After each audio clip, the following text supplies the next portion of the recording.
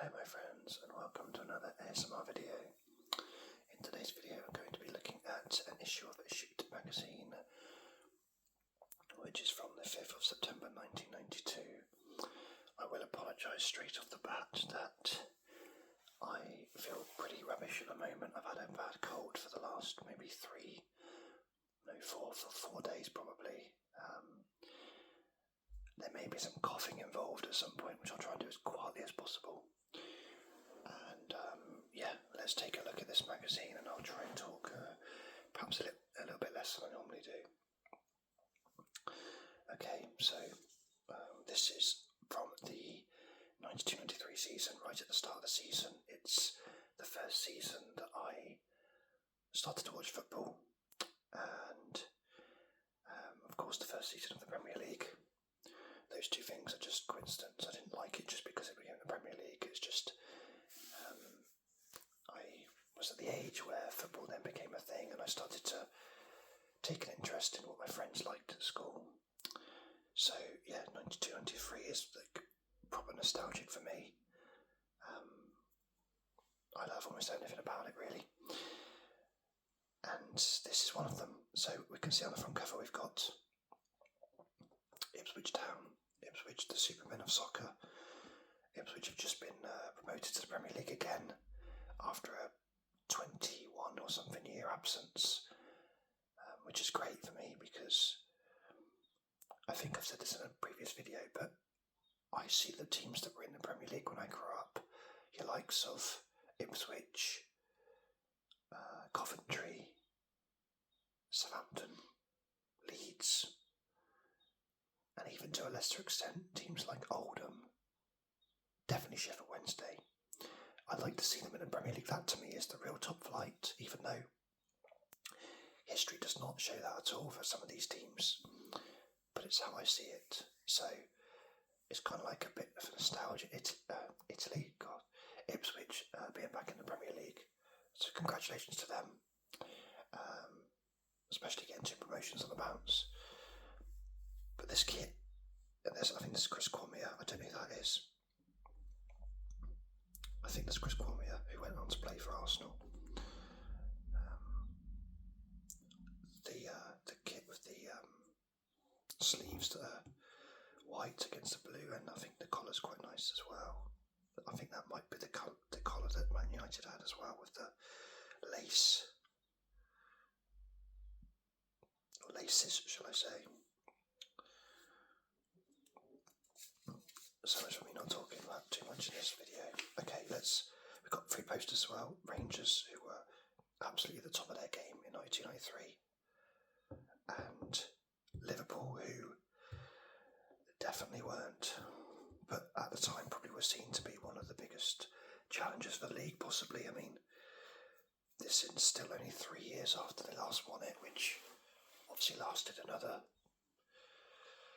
I don't know what it was, 27 more years, was it?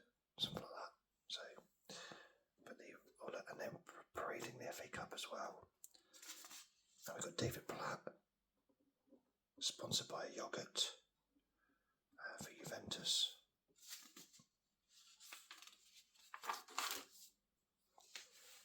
We've got excuse me, I don't know why this is happening now, but these videos need to be like zoomed out a bit so you can just see it. There we go. Apologies for the shaking of the camera. That's what happens when you use a mobile phone on a dodgy not a tripod, but a phone holder. Anyway, listen, I'm not with it, so we'll do our best to get through this, shall we? Okay. We've got a poster of, I believe that's Owen Jess, but growing up, and I'm sure I'm not the only one, 7, 8, 9-year-old, I thought his name was Eon Jess. It's a name I definitely remember. Classic France kit there.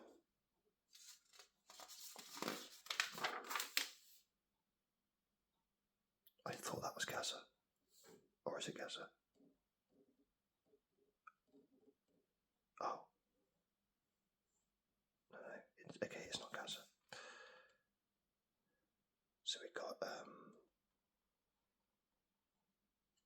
Some dodgy kit. That's a terrible kit, that.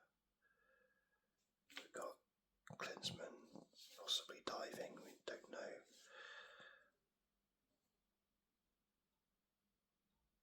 This is definitely more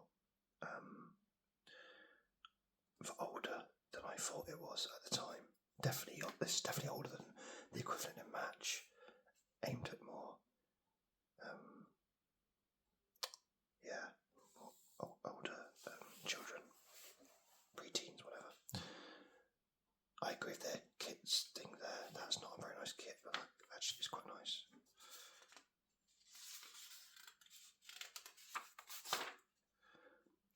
I've got an interview with Lee Sharp. That might be Steve Hodge against him there.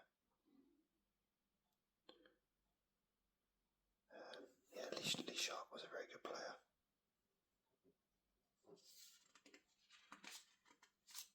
How are you spending the time away from football? I'm stuck in house all day watching videos, eating loads. He's actually put that on there.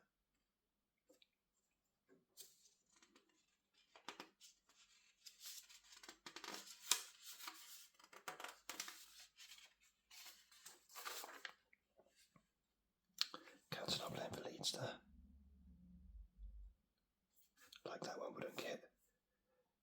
I always thought Wimbledon were like a bit of a joke club though, because at the time they didn't have a ground and they shared Crystal Palace at Selhurst Park, which I always thought was weird.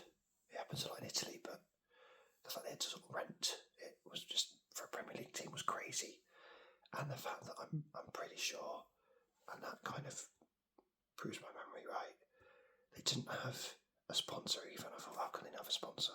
I know that literally on this page we have Barcelona without a sponsor, but that's different because I think even back then I realised, I read somewhere that it's because they didn't believe in it. But yeah, Wimbledon was that kind of club. But they did well this season. I think they finished I want to say they finished top 6 actually. So this is coming straight back off of the European Championships where England didn't do very well. So it's now saying it's got opinions of England legends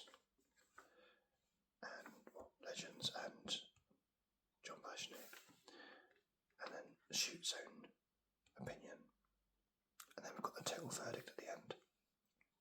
Look at Shearer there at number 20. Gaza, David Platt, Ian Wright. I mean, as we know, England didn't have a very good next couple of years. They only really came to life again properly in 96, really. Certainly the World Cup qualifying for USA 94 was a disaster. So they've gone for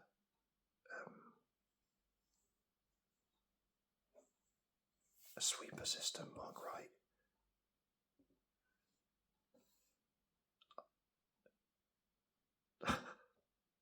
I've just seen they've made a mistake. They've put Rob Jones' picture as Ian Wright. I don't know if there's a competition in this magazine where you have to spot a deliberate mistake or whether it is genuinely a mistake. But yeah, that's quite funny. But let's assume that it's actually meant to be Ian Wright and it's a picture of Ian Wright. On its own merits, that isn't actually that bad a team, really. Certainly the front 5 is very strong. And obviously Stuart Pearce is very good. But it's interesting to see who some people have picked. So most people have gone for Chris Woods, one for Tony Coton, one for David James, which is quite forward thinking. But he's also gone for Brian Dean. Shoot themselves have gone, Beardsley. Beardsley's a great player. It's funny how everyone, I know there's only 6, but everyone's gone for Rob Jones. It just shows us he really was a great fullback, but he was just blighted by injury.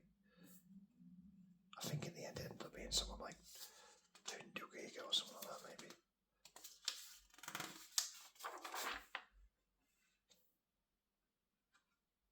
Ian top scorer in Division 1, 91-92. Look at that, Division 1, not Premier League. Fair play to him, right, for being top scorer as well. Quite a funny advert from Mike, actually, that one.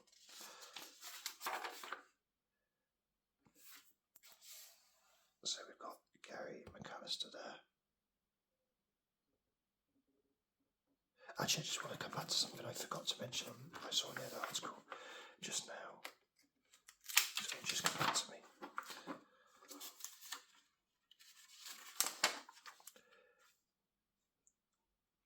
Shoot have put Glenn Hoddle in the sweeper system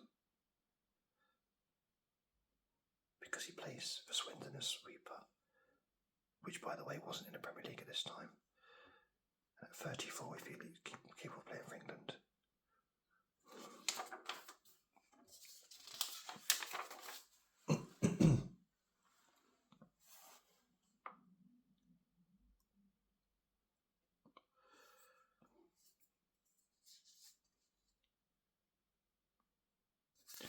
Interestingly here, look, we've got 2 points for a win.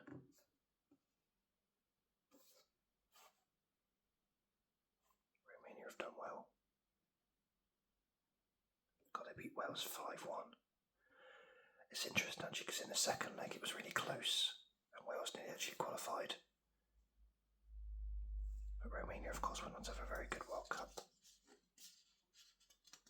That's out of scale Scotland flag, surely.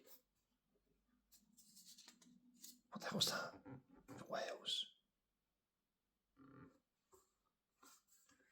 It's some strange flags they're producing.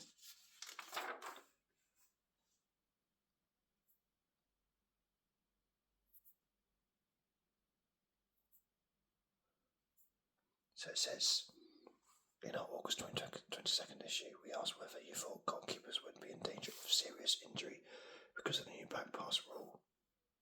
How the hell can they be in danger of serious injury? Your calls flooded in. Oh, here are just some of your views.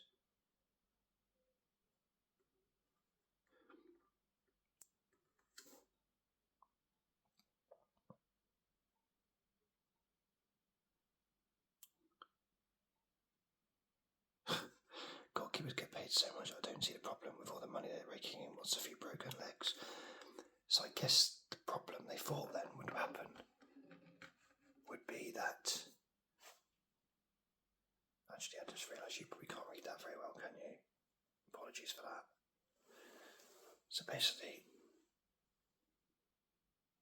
Shoot thought that keepers not being able to pick the ball up would mean that strikers would be flying in for tackles. And it would be breaking legs and stuff, like it's some big problem.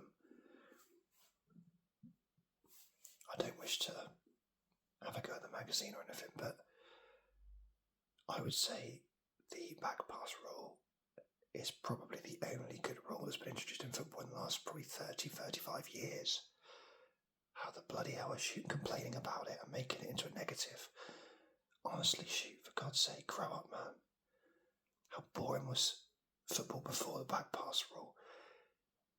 Have any of you guys seen the 1992, which by the way was just before this article, a couple of months before, the final of the Euros between Denmark and Germany? It was an absolute disgrace. I've seen footage of it. I probably watched it live at the time, but I understood it more obviously now. Denmark took the pee, absolutely took the pee with the back passes. They'd just wait, and then Schmeichel would wait and pick it up, and then it would go back and back and back. It was a joke. Great rule to bring in, and at least the fans are on my side as well. Honestly, I don't know what Shoot's talking about there. Crazy. Anyway, let's move on. We've got the Superstar Challenge for Ipswich.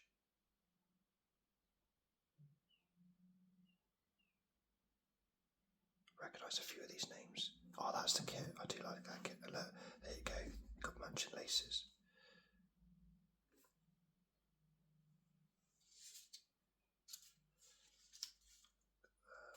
Preston article. And then we've got Live football hits your screens with a vengeance this weekend with games on Sky, Yorkshire TV and Channel 4. Wow. Sheffield Wednesday versus Man City, home win. He's hardly going to say anything different, is he?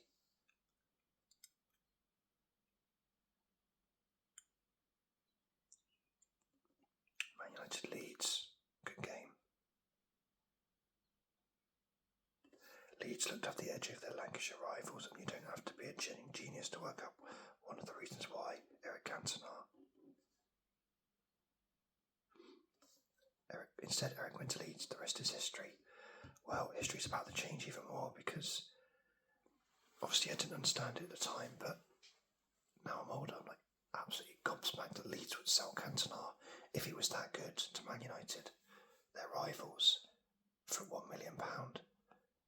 What the hell? Crazy decision. Look what happened to Leeds afterwards. And look what happened to Man United, more to the point. And yet, no one saw it coming at this point. So, of course, the Channel 4 game would be the Italian one, Lazio versus Sampdoria. Nigel Irvington says,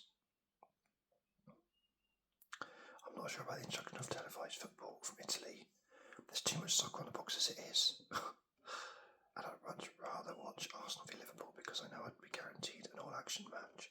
I think people will soon realise the English League is still the best. It wasn't. The Italian League was the best. It had great teams, great players. However, a separate argument would be the English League is the most fun, enjoyable, entertaining. That is a valid argument. It wasn't the best. Unless you define the best as in the most fun. If you define the best as in the quality, I'm sorry, but the Italian League, the players were amazing. The Italian League in the 90s, especially probably early 90s, has massive nostalgia hit for me because I used to love watching Gazzetta Football Italia and looking at these superstars that just weren't in England at the time. England didn't really get that influx until about 96 when Chelsea got like, or 95, whenever it was, when Chelsea got like Gullit, and then they got like Vialli, and Middlesbrough got Ravanelli, and they started to come over from Italy, and yeah. But his other argument about that there's too much soccer on the box is, yeah, he's not going to be very happy at the moment, is he?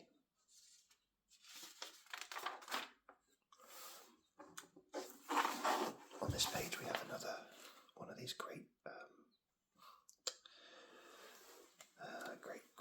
pictures and graphs things, so the drawings they've done of like graph things that we're talking about. Honestly, I'm not with it today. If this is your first video you're watching on this channel, please watch another one just so you can see.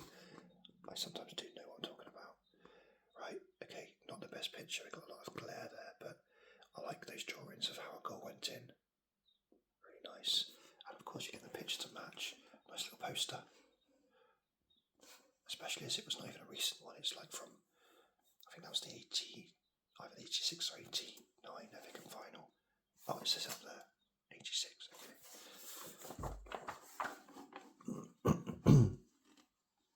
Okay. So much for me not talking much. So we've got Les Ferdinand. Great player in the early 90s. I get so confused with QPR sponsors at the time. I think that one might say Capital FM. And this one's Brooks, whatever that is. Oh, looks like they make the shirt as well. I suppose that could have been the season before's shirt. This season was quite new. Some adverts for shoes.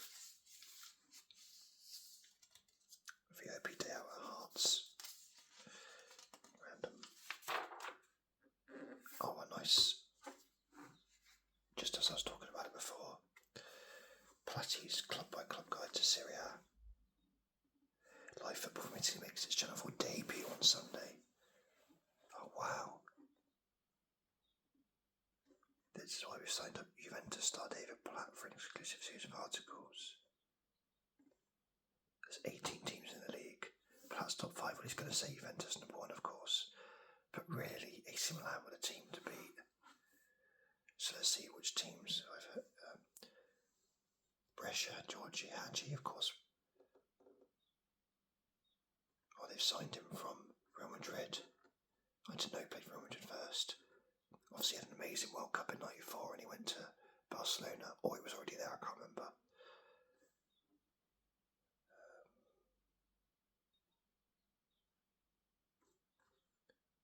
Fiorentina, he's chosen Brian Laudrup. Of course, he went on to play for Rangers. That's a team I don't really hear much about these days. Mateus Sammer. They spent something like 26 million this summer. I mean, that's a lot of money back then, isn't it?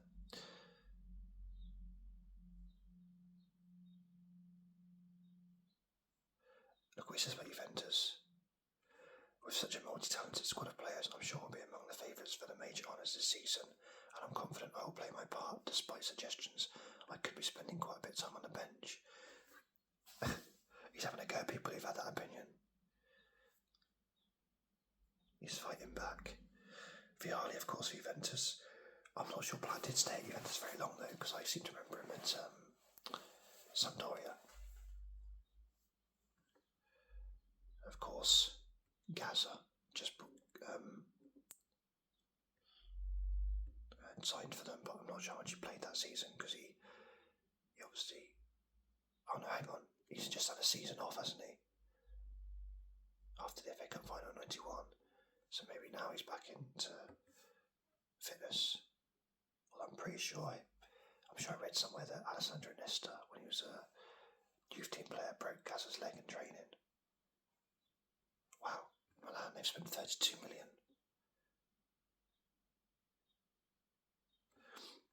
With 6 foreigners on the books, they'll have 3 megastars sitting in the stands every week. So, again, I think I alluded to this in a previous video, and I know that the Premier League had the rule of 3 foreigners, and I guess I thought it was just in Europe, but it's obviously not. It's in the domestic league too. They got Jean-Pierre Papin, Jonas Stern. I'm not sure if that was some. Coach Ranieri is one of the most respected in Europe. If that's who I'm thinking of, he started a while before he came to England. Just think, if that's him, then he won the league with Leicester another 24 years after this. Roberto Mancini, of course, Sensini, Hassler, yeah, some great players.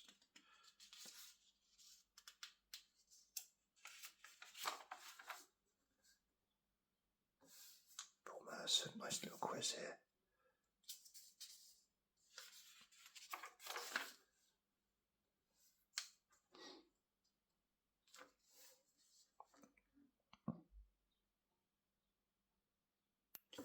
Kemon Cowan, Barry Grace have just gone to Southampton. Pat Nevin's gone from Everton to Tranmere. Terry Phelan, Wimbledon to Man City.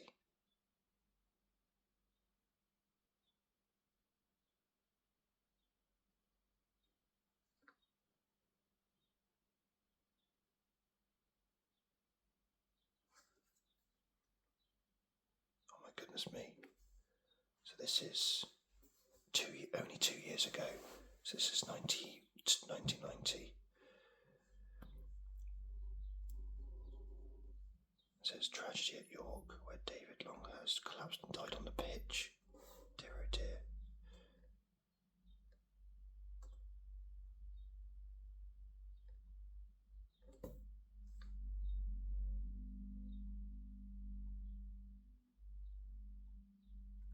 Paul Gascoigne's most glorious hat-trick past P-A-S-S-E-D.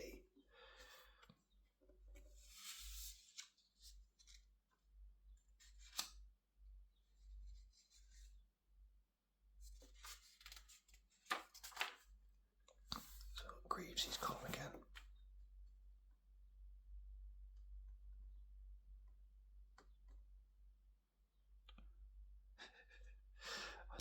crazy.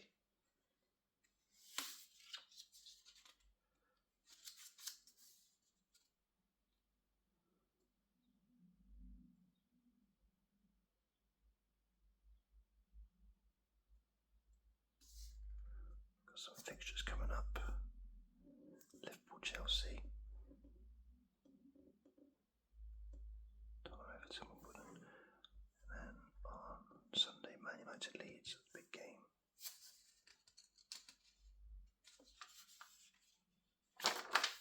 Got some adverts. Crossword.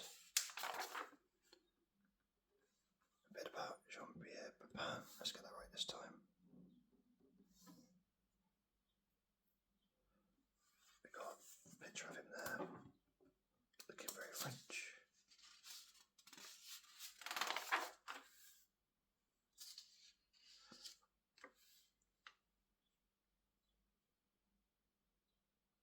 So you've got to pick your save of the month just from a description of it. I had that shoot annual, 93 shoot annual. That's how early, isn't it? 5th of September. Blimey, that's how early. I would have got that for Christmas as well. World Soccer.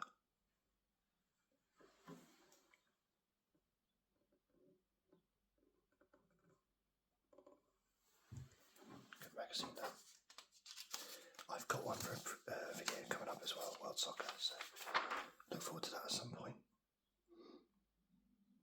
I've got some cartoons. Ray of the Rangers. Always seemed to me like Ryder Rover's special brother. Next week in the mag, the shoot game card. That would have been fun.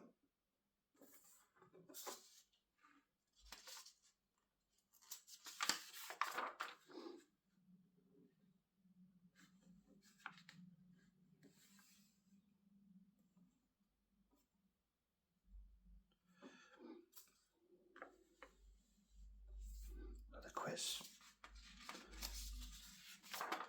And this is now all about the results that have happened.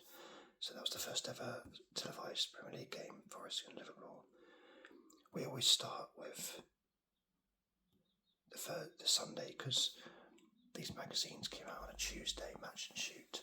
So you'd get the results and information and league tables and whatever up until Saturday's games, the previous Saturday, but Sundays weren't ever included, so it was never a completely up-to-date league table. Nowadays it'd be a nightmare. Well, it just couldn't happen because of the internet and everything. It wouldn't matter, but yeah, you knew that if you played on a Sunday, one of the things about it was like, oh no, that means my team's game won't be on Shoot this week or Match this week. I've got to wait till next week.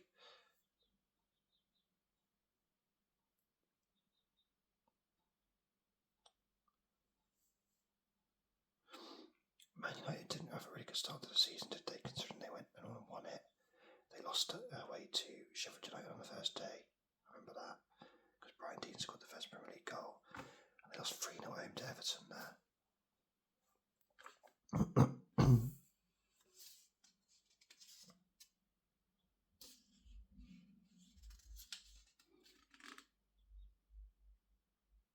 And then they drew home to Ipswich. Looks like, am I reading this right? Yeah, Cormier scored, and then Owen equalised straight after. That sort of thing as a kid I'd have been fascinated by. Seeing like random stats like that. I'd always look out as well and see if anyone got a 10 at any point. Oh, look at that. Alan Pardew scored for Charlton.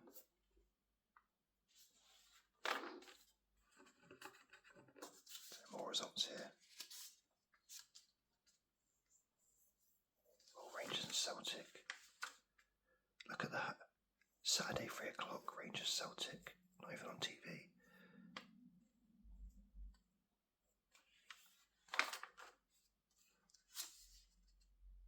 Oh, Man United won a game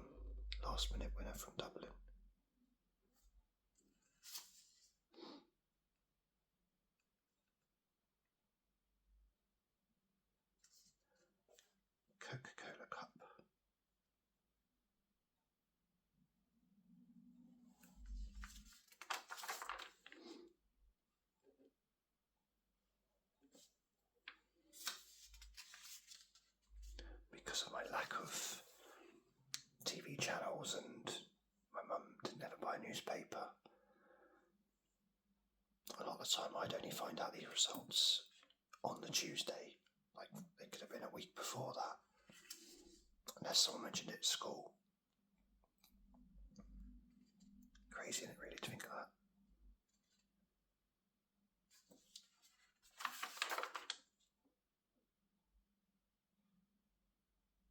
So the second round draw for the Coca-Cola Cup's been made. Any interesting ties? Man United, Brighton, Arsenal, Millwall.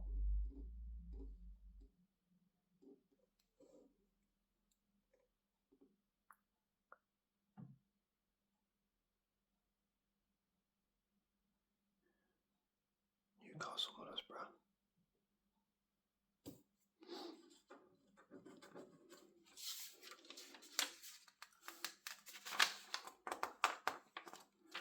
Let's have a look at the tables. We're right at the start of the season, mind. Blackburn lead the way after QPR. QPR just after. QPR were the top London club that season.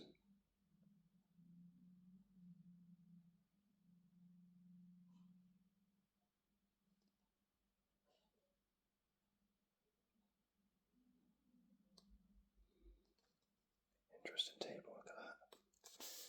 And then Charlton, Swindon, Leicester, Newcastle.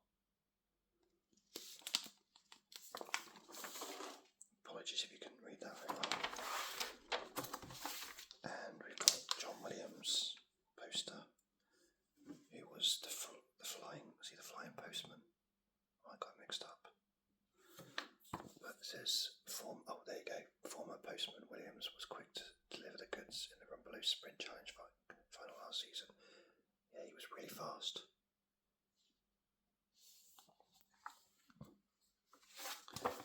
Interestingly, I assumed that the posters were like going to be in the magazine, like these double-sided ones you get sometimes. They weren't, so I can't even show you the posters. I haven't actually got them, which is a shame. There you go, that's the whole issue done.